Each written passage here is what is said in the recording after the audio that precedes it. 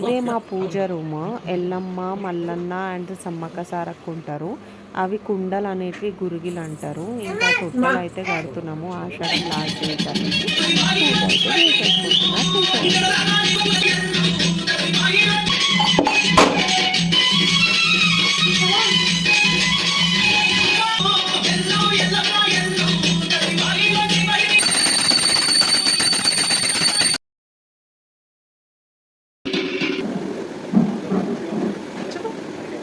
Hi.